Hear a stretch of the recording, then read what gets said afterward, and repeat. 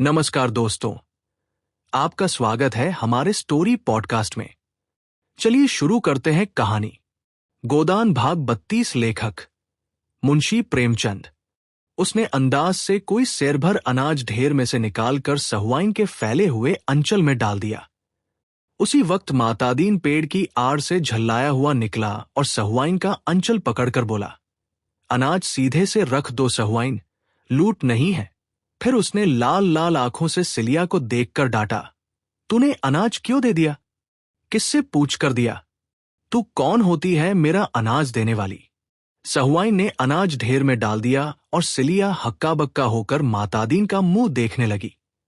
ऐसा जान पड़ा, जिस डाल पर वह निश्चिंत बैठी हुई थी वह टूट गई और अब वह निराधार नीचे गिरी जा रही है। खिसियाए हुए मुंह से आंखों में आंसू भरकर सहुआइन से बोली, तुम्हारे पैसे मैं फिर दे दूंगी सहुआइन, आज मुझ पर दया करो। सहुआइन ने उसे दयार्द्र नेत्रों से देखा और मातादीन को धिक्कार भरी आंखों से देखती हुई चली गई। तब सिलिया ने अनाज ओसाते हुए आहत स्वर से पूछा, तुम्हारी चीज में मेरा कुछ अख्तियार नहीं है? मातादीन आंखें निकालकर बोला, नहीं, तुझे कोई अख्तियार नहीं है। काम करती है, खाती है, जो तू चाहे कि खा भी लुटा भी, तो ये यहां न होगा।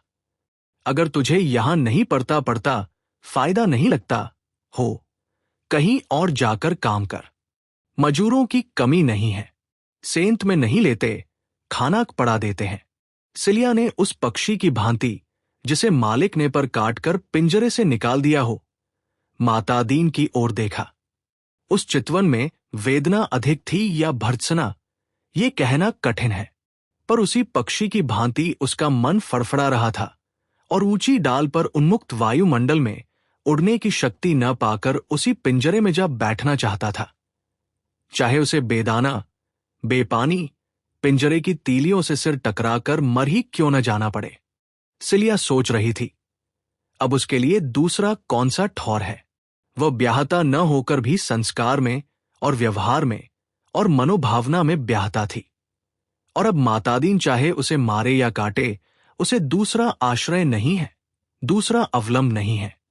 उसे वे दिन याद आए, और अभी 2 साल भी तो नहीं हुए जब यही मातादीन उसके तलवे सहलाता था, जब उसने जनेऊ हाथ में लेकर कहा था, सिलिया, जब तक दम में दम है तुझे ब्याहता की तरह रखूंगा।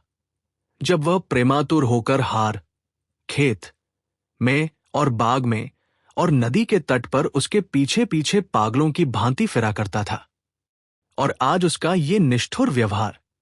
मुट्ठी भर अनाज के लिए उसका पानी उतार लिया, अपमानित किया। उसने कोई जवाब न दिया, कंठ में नमक के एक डले कासा अनुभव करती हुई आहत हृदय और शिथिल हाथों से फिर काम करने लगी।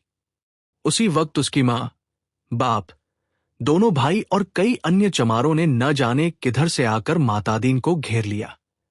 सिलिया की मां ने आते ही उसके हाथ से अनाज की टोकरी छीन कर फेंक दी और गाली देकर बोली, राड, जब तुझे मजदूरी ही करनी थी तो घर की मजूरी छोड़कर यहां क्या करने आई? जब ब्राह्मण के साथ रहती है तो ब्राह्मण की तरह रह। सारी बिरादरी की नाक कटवाकर भी चमारिन ही बनना था, तो यहां क्या घी का लोंदा लेने आई थी? चुल्लू भर पानी में डूब नहीं मरती। झिंगुरी सिंह और दातादीन दोनों दौड़े और चमारों के बदले हुए तेवर देखकर उन्हें शांत करने की चेष्टा करने लगे। झिंगुरी सिंह ने सिलिया के बाप से पूछा, क्या बात है चौधरी, किस बात का झगड़ा है? सिलिया का बाप रखू 60 साल का बूढ़ा था, काला, दुबला, सूखी मिर्च की तरह पिचका हुआ, पर उतना ही तीक्ष्ण। बोला, झगड़ा कुछ नहीं है ठाकुर, हम आज या तो मातादीन को चमार बना के छोड़ेंगे या उनका और अपना रक्त एक कर देंगे। सिलिया कन्या जात है, किसी किसी के घर जाएगी ही, इस पर हमें कुछ नहीं कहना है, मगर उसे जो कोई भी रखे हमारा होकर रहे। तुम हमें ब्राह्मण नहीं बना सकते मुदा, लेकिन हम तुम्हें चमार बना सकते हैं। हमें ब्राह्मण बना दो, हमारी सारी बिरादरी बनने को तैयार है। जब ये सामर्थ्य नहीं है तो फिर तुम भी चमार बनो, हमारे साथ खाओ पियो, हमारे साथ उठो बैठो, हमारी इज्जत लेते हो तो अपना धर्म हमें दो। दातादीन ने लाठी फटकार कर कहा, मुंह संभाल कर बातें कर रखवा। तेरी बिटिया वो खड़ी है, ले जा जहां चाहे। हमने उसे बांध नहीं रखा है। काम करती थी, मजूरी लेती थी। यहां मजूरों की कमी नहीं है। सिलिया की मां उंगली चमकाकर बोली, वाह वाह पंडित, खूब नयाव न्याय करते हो। तुम्हारी लड़की किसी चमार के साथ निकल गई होती और तुम इस तरह की बातें करते तो देखती। हम चमार हैं, इसलिए हमारी कोई इज्जत ही नहीं। हम सिलिया को अकेले न ले जाएंगे, उसके साथ मातादीन को भी ले जाएंगे, जिसने उसकी इज्जत बिगाड़ी है। तुम बड़े नेमी धर्मी हो। उसके साथ सोओगे, लेकिन उसके हाथ का पानी न पियोगे। यही चुड़ैल है कि ये सब सहती है। मैं तो ऐसे आदमी को माहौर जहर दे देती। रखू ने अपने साथियों को ललकारा, सुन ली इन लोगों की बात की नहीं। अब क्या खड़े मुंह ताकते हो? इतना सुनना था कि दो चमारों ने लपक कर मातादीन के हाथ पकड़ लिए, तीसरे ने झपट कर उसका जनेऊ तोड़ डाला और इसके पहले कि दातादीन और झिंगुरी सिंह अपनी अपनी लाठी संभाल सके, दो चमारों ने मातादीन के मुंह में एक बड़ी सी हड्डी का टुकड़ा डाल दिया। मातादीन ने दांत जकड़ लिए, फिर भी वो घिनौनी वस्तु उनके ओठों में तो लग ही गई। उन्हें मतली हुई और मुंह आप से आप खुल गया और हड्डी कंठ तक जा पहुंची। इतने में खलिहान के सारे आदमी जमा हो गए। पर आश्चर्य ये कि कोई इन धर्म के लुटेरों से मुजाहिम बाधक न हुआ। मातादीन का व्यवहार सभी को नापसंद था। वो गांव की बहुबेटियों को घूरा करता था, इसलिए मन में सभी उसकी दुर्दशा से प्रसन्न थे। हां, ऊपरी मन से लोग चमारों पर रोब जमा रहे थे। होरी ने कहा, अच्छा, अब बहुत हुआ रखू, भला चाहते हो तो यहां से चले जाओ। रखू ने निडरता से उत्तर दिया, तुम्हारे घर में भी लड़कियां हैं होरी महतो, इतना समझ लो। इस तरह गांव की मर्जाद बिगड़ने लगी तो किसी की आबरू न बचेगी। एक क्षण में शत्रु पर पूरी विजय पाकर आक्रमणकारियों ने वहां से टल जाना ही उचित समझा। जनमत बदलते देर नहीं लगती, उससे बचे रहना ही अच्छा है। मातादीन कह वमन उल्टी कर रहा था।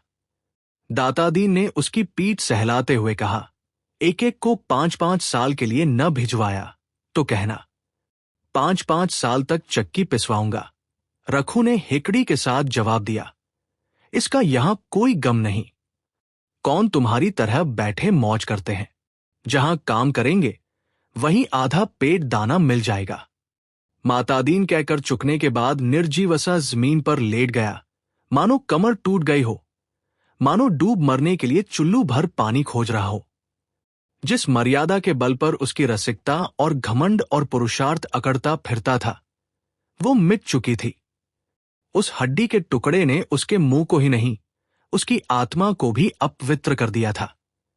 उसका धर्म इसी खानपान छूत विचार पर टिका हुआ था। आज उस धर्म की जड़ कट गई। अब वो लाख प्रायश्चित करे, लाख गोबर खाए और गंगाजल पिए, लाख दान पुण्य और तीर्थ व्रत करे, उसका मरा हुआ धर्म जी नहीं सकता। अगर अकेले की बात होती तो छिपा ली जाती, यहां तो सबके सामने उसका धर्म लूटा। अब उसका सिर हमेशा के लिए नीचा हो गया। आज से वह अपने ही घर में अछूत समझा जाएगा। उसकी स्नेहमयी माता भी उससे घृणा करेगी। और संसार से धर्म का ऐसा लोप हो गया कि इतने आदमी केवल खड़े तमाशा देखते रहे, किसी ने चू तक न की। एक क्षण पहले जो लोग उसे देखते ही पालागन करते थे, अब उसे देखकर मुंह फेर लेंगे। वह किसी मंदिर में भी न जा सकेगा, न किसी के बर्तन भाड़े छू सकेगा। और यह सब हुआ इस अभागिन सिलिया के कारण। सिलिया जहां अनाज ओसा रही थी, वहीं सिर झुकाए खड़ी थी, मानो ये उसी की दुर्दशा हो रही है। सहसा उसकी मां ने आकर डांटा, खड़ी ताकती क्या है, चल सीधे घर, नहीं बोटी बोटी काट डालूंगी।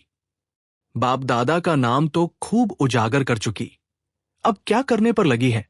सिलिया मूर्तिवत खड़ी रही। माता पिता और भाइयों पर उसे क्रोध आ रहा था। ये लोग क्यों उसके बीच में बोलते हैं?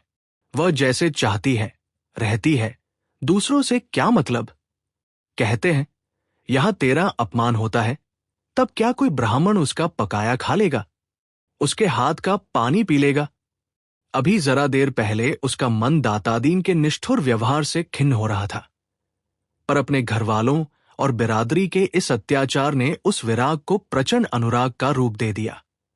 वो विद्रोह भरे मन से बोली, मैं कहीं न जाऊंगी। तू क्या यहां भी मुझे जीने न देगी? बुढ़िया कर्कश स्वर में बोली, तू न चलेगी? नहीं, चल सीधे से। नहीं जाती।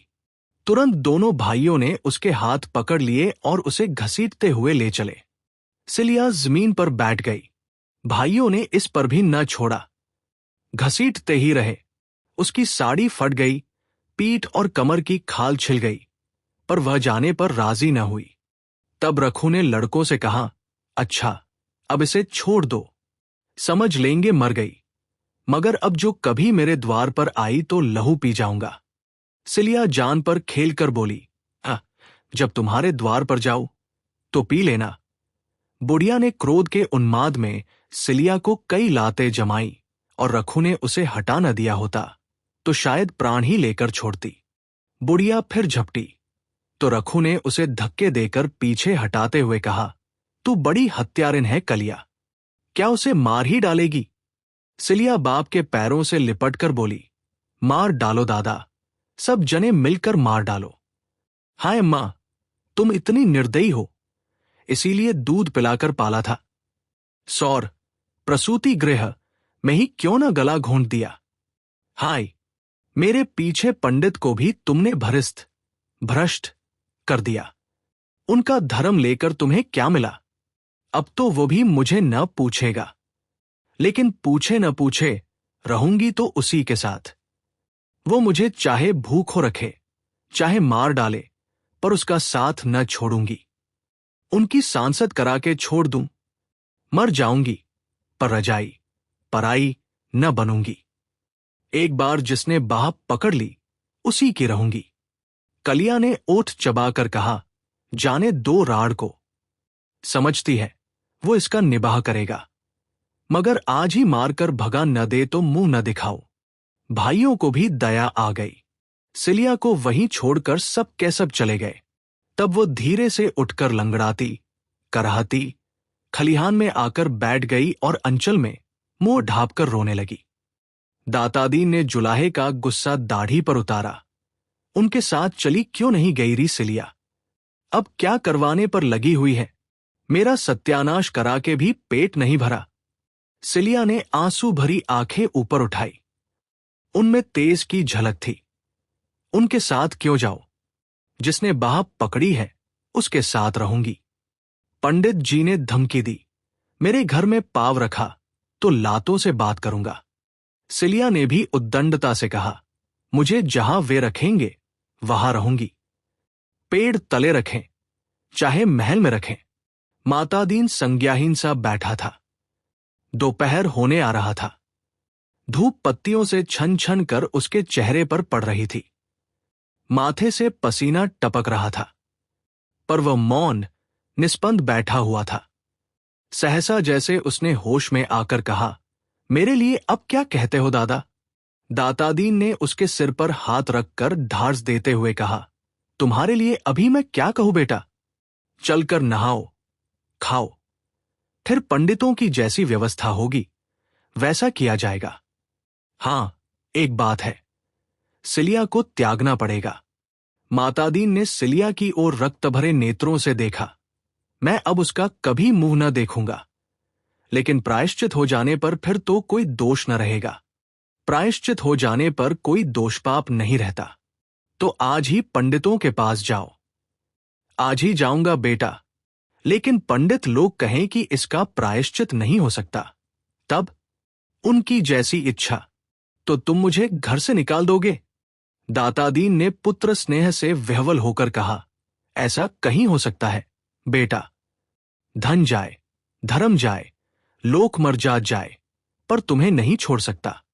मातादीन ने लकड़ी उठाई और बाप के पीछे पीछे घर चला। सिलिया भी उठी और लंगड़ाती हुई उसके पीछे हो ली। मातादीन ने पीछे फिरकर निर्मम स्वर में कहा, मेरे साथ मत आ, मेरा तुझसे कोई वास्ता नहीं। इतनी सांसद करवा के भी तेरा पेट नहीं भरता। सिलिया ने धृष्टता के साथ उसका हाथ पकड़कर कहा, वास्ता कैसे नहीं है? इसी गांव में तुमसे धनी, तुमसे सुंदर, तुमसे इज्जतदार लोग हैं। मैं उनका हाथ क्यों नहीं पकड़ती? तुम्हारी ये दुर्दशा ही आज क्यों हुई?